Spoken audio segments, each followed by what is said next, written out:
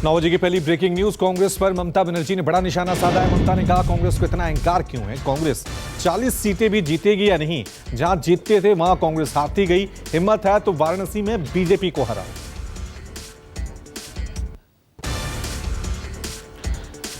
ममता बनर्जी को लेकर संजय राउत का बड़ा बयान। संजय राउत ने कहा कि ममता बनर्जी इंडिया गठबंधन की अगली बैठक बुला सकती है। ममता बनर्जी ने अकेले चुनाव लड़ने का फैसला किया है, लेकिन वह अभी भी इंडिया गठबंधन का हिस्सा है। वहां एमवीए की बैठक पर राउत ने कहा कि प्रकाश अंबेडकर के साथ चर्चा हुई, सब कुछ ठीक है।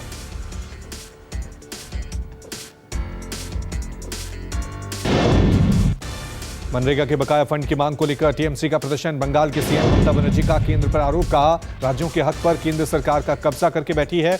ममता ने फंड रिलीज ना करने पर बड़े प्रदर्शन का ऐलान किया। नीतीश सरकार में शामिल जीतन राम मांझी ने बड़ा बयान दिया है। मांझी ने नीतीश सरकार से 2 मंत्रालयों की मांग की है।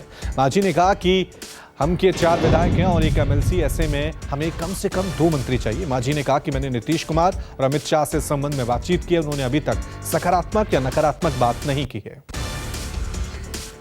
यूपी के पूर्व सीएम अखिलेश यादव ने एक ट्वीट कर उत्तर प्रदेश की सियासत को नई हवा दी है।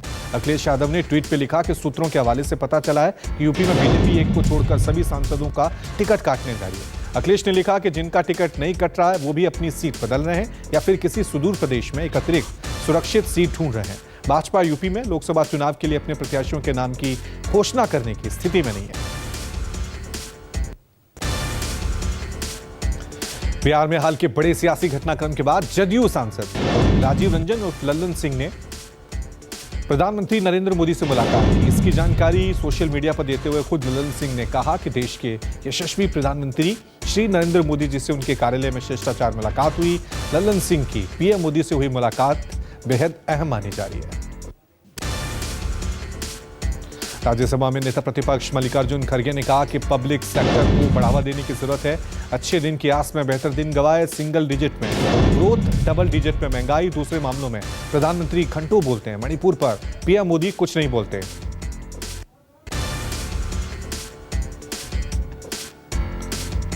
कांग्रेस सांसद राजीव शुक्ला ने राज्यसभा में उठाया छात्रों के सुसाइड का मुद्दा। कहा देश में लगातार बढ़ रही सुसाइड की घटनाएं। राजीव शुक्ला ने कहा छात्रों के सुसाइड का मुद्दा एक गंभीर विषय है, इस पर समाज को सोचने की जरूरत है। फेल होने पर सुसाइड के मुद्दे को चिंताजनक बताया।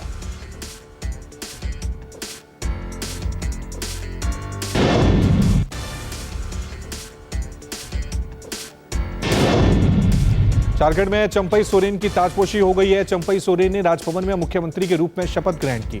चंपई सोरेन के साथ 2 और विधायकों ने मंत्री के रूप में शपथ ग्रहण की। कांग्रेस के आलमगीर आलम और आरजेडी के सत्यानंद राम भोक्ता। हेमंत सोरेन को राहत नहीं मिली है। एमपी एमएलए कोर्ट से नहीं मिली राहत। हेमंत को 5 दिन की ईडी रिमांड पर भेजा गया है। इससे पहले हेमंत सोरेन को सुप्रीम कोर्ट से भी बड़ा झटका लगा है। सुप्रीम कोर्ट ने याचिका पर सुनवाई से इनकार कर दिया। सुप्रीम कोर्ट ने सोरेन को हाईकोर्ट जाने को कहा। गठबंधन के 36 विधायक हैदराबाद पहुंच गए हैं। सभी विधायक चार्टर्ड विमान से रांची से हैदराबाद गए। कल घना कोहरा होने के कारण एयरपोर्ट से लौट आए थे विधायक। अब ये विधायक 5 फरवरी को फ्लोर टेस्ट में हिस्सा लेंगे।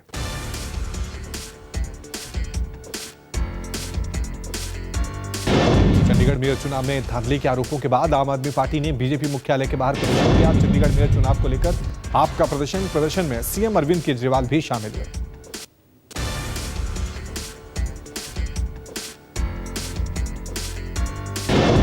दिल्ली में बीजेपी पर केजरीवाल ने बड़ा निशाना साधा है। केजरीवाल ने कहा कि पाप पड़ने पर ऊपर वाला आता है और पाप के बाद कुदरती झाड़ू चलाता है। चंडीगढ़ मेयर चुनाव में वोट की चोरी की बीजेपी के पाप का अब घड़ा भर चुका है। बीजेपी सत्ता के लिए देश भी बेच सकती है।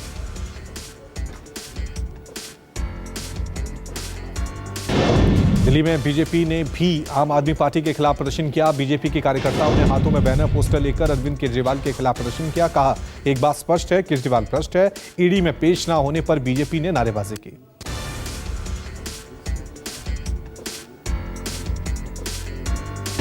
दिल्ली सरकार में मंत्री आतिशी ने कहा कि चंडीगढ़ के मेयर चुनाव में खुलेआम धोखाधड़ी हुई। आज शांतिपूर्ण विरोध प्रदर्शन से पहले पूरी दिल्ली में बैरिकेड्स लगा दिए गए हैं। आतिशी ने कहा कि आपके कार्यालय को छावनी बना दिया गया है। भाजपा को इतना डर लग रहा है कि एक तरफ चुनाव में घपला करते हैं, दूसरी तरफ देश में शांतिपूर्ण प्रदर्शन भी नहीं होने दे रहे। सीएम अरविंद केजरीवाल का ईडी के 5वें नोटिस पर जवाब। केजरीवाल ने कहा कि कानूनी रूप से सही समन पर करेंगे अमल। बीजेपी की मंशा सरकार गिराने की है। व्यस्त तहखाने में पूजा से रोक पर हाईकोर्ट का इनकार। मुस्लिम पक्ष याचिका पर हाईकोर्ट में सुनवाई। मुस्लिम पक्ष को हाईकोर्ट से राहत नहीं मिली। जिला अदालत के फैसले पर रोक से इनकार। 6 फरवरी को हाईकोर्ट में अगली सुनवाई होगी।